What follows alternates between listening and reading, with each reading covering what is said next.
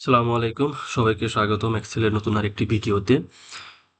এই ভিডিওতে আমরা এক্সেলের গুরুত্বপূর্ণ একটি টপিকস র্যাঙ্ক ফাংশন শিখব। তো ভিডিওটি শুরু করার আগে আপনাদের কাছে আমার অনুরোধ থাকবে, ভিডিওটি যদি ভালো লাগে তাহলে অবশ্যই লাইক এবং কমেন্ট করবেন।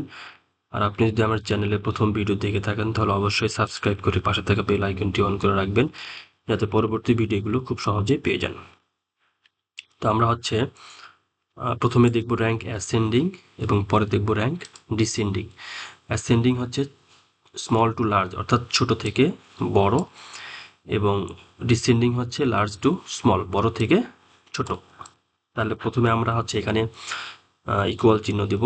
যে কোনো ফাংশন লেখার শুরুতে ইকুয়াল চিহ্ন দিতে হয়। এরপরে ফাংশনের নাম লিখতে হয়। এটা হচ্ছে র্যাঙ্ক, সুতরাং আমরা আর এ ইন র্যাঙ্ক লিখে নিলাম। লেখার পরে ব্র্যাকেট দিব। ব্র্যাকেট দেওয়ার পর নাম্বার সিলেক্ট করব আমরা। এরপর কমা দিতে হবে। এরপর রেফারেন্স। রেফারেন্স হচ্ছে আমরা যে সংখ্যাগুলোকে র্যাঙ্কিং করব সেটা সিলেক্ট করলাম। এরপর F4 প্রেস করে এটাকে ফিক্সড করে নিতে হবে।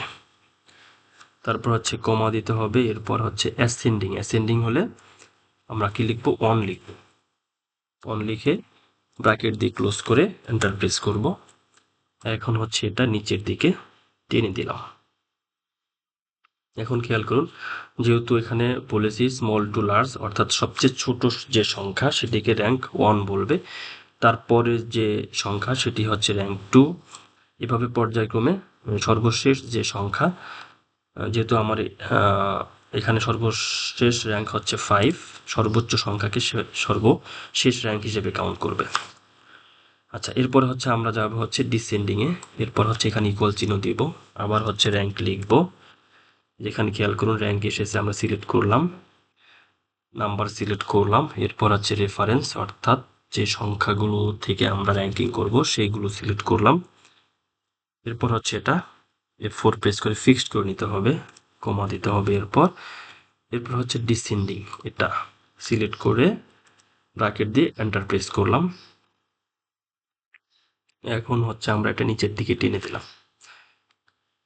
এখন খেয়াল করুন, অ্যাসেন্ডিং হচ্ছে ছোট থেকে বড়, সবচেয়ে যে ছোট সংখ্যা, এই 5টি সংখ্যার ভিতর সবচেয়ে ছোট সংখ্যা সেটিকে সে 1 বলছে, এবং ডিসেন্ডিং এ এটাকে সে 5 বলেছে। আবার ডিসেন্ডিং এ 1 হচ্ছে কি সবচেয়ে যে বড় সংখ্যা, এই 5টি সংখ্যার ভিতর সবচেয়ে যে বড় সংখ্যা সেটিকে সে 1 বলেছে, বাট অ্যাসেন্ডিং এ সেটা সে 5 হয়েছে, অর্থাৎ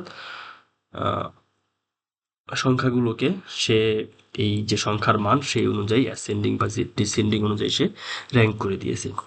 সাধারণত যখন আমাদের সেলস ডিপার্টমেন্ট রিপোর্ট প্রডিউস করে, অর্থাৎ কোন সেলসম্যান সবচেয়ে বেশি বিক্রি করেছে, তখন সে ডিসেন্ডিং অর্ডার ব্যবহার করে। এবং আমাদের যে প্রকিউরমেন্ট ডিপার্টমেন্ট বা পারচেজ ডিপার্টমেন্ট যারা আছে তারা যখন র্যাঙ্ক করে, যখন কম্পারেটিভ স্টেটমেন্ট বা সিএস তৈরি করে, তখন সে দেখে যে তার কোন সাপ্লায়ার সবচেয়ে কম রেট দিয়েছে, তাকে এভাবে র্যাঙ্ক করে কম্পারেটিভ স্টেটমেন্ট তৈরি করে। তো এই ছিল পুরো ভিডিওটি যদি ভালো লাগে তাহলে অবশ্যই লাইক এবং কমেন্ট করবেন। ধন্যবাদ সবাইকে।